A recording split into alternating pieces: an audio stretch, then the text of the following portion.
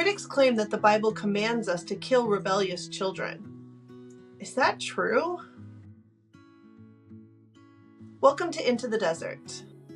Before we get started, don't forget to hit the like and subscribe button. A recent comment from one of our videos claims the Bible advocates the killing of rebellious children without trial. This is a common complaint of critics about Deuteronomy chapter 21, verses 18 through 21, which says, and I'm going to read from my daughter's Catholic Bible here, "If someone has a stubborn and rebellious son who will not listen to his father or mother and will not listen to them even though they discipline him, his father and mother should take hold of him and bring him out to the elders at the gate of his home city, where they shall say to the elders of the city, 'This son of ours is a stubborn and rebellious fellow who will not listen to us. He is a glutton and a drunkard.' Then all his fellow citizens shall stone him to death. Thus shall you purge the evil from your midst, and all Israel will hear and be afraid." On the surface, this does seem like a valid interpretation of the Bible, but I also know that God would never say such a thing. Elgin, you know more about the history and culture of the time. What is God actually saying here?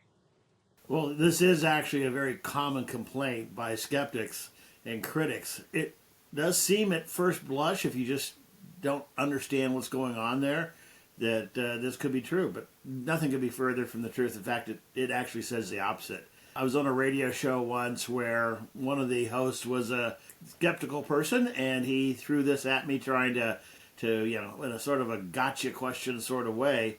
And he was shocked when I responded back saying, not only that, it's one of the best verses in the Bible. And that may be a little hyperbole, but it is an actually very, very good and important verse, because what's actually going on here is the exact opposite of what critics think.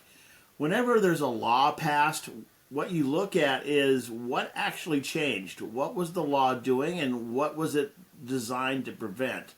And so here, if you look at prior to this being issued, this law in the Bible being issued, the norm for virtually every family around the world was pretty much the father or the head of the household had the ultimate authority of life and death over everything in his household.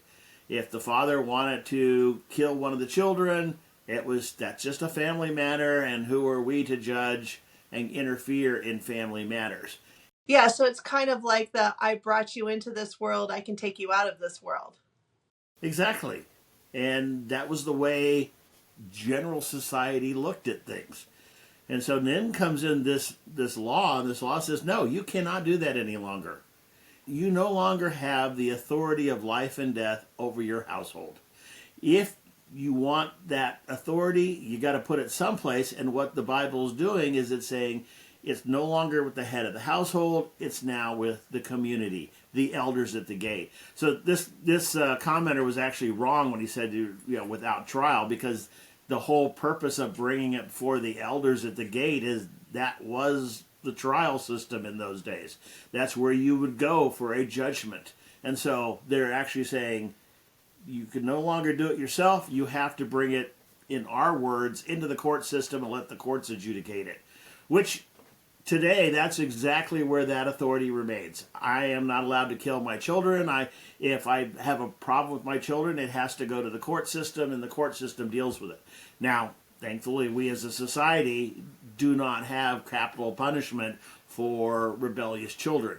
But that actually traces back to this verse, because before this verse, it wasn't even an issue the community would deal with.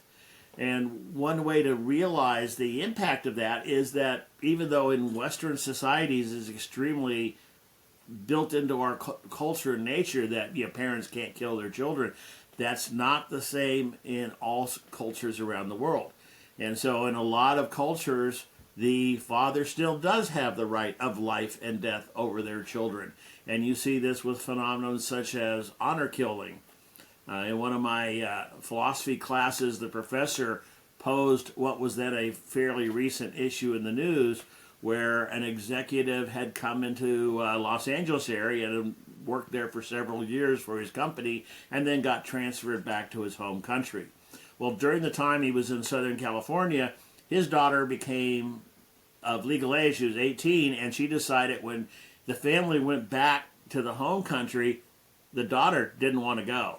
And so she became an adult in the United States, where she wanted to live. In response, the eldest son flew into the country, killed his sister, and then flew back to a hero's welcome in his country. And of course, the philosophy professor was trying to use this as a moral conundrum of differing cultures and how you decide between differing cultures. For me, because of this verse, that's pretty clear. You do not have the right to kill your children. And I think that's a verse that I wish was actually better understood around the world. So rather than criticizing the Bible, this is actually a very good and positive verse in the Bible. Thank you. Let us know what you think down in the comments. Do you agree with Elgin's interpretation that this is a good verse? Or do you disagree and are you with the critics that think that this is a blatant statement that we are required to kill our stubborn children? So if there's any other verses that you think are controversial or you don't think really put a good light on the Christian religion, put those down in the comments. We'd love to respond to those.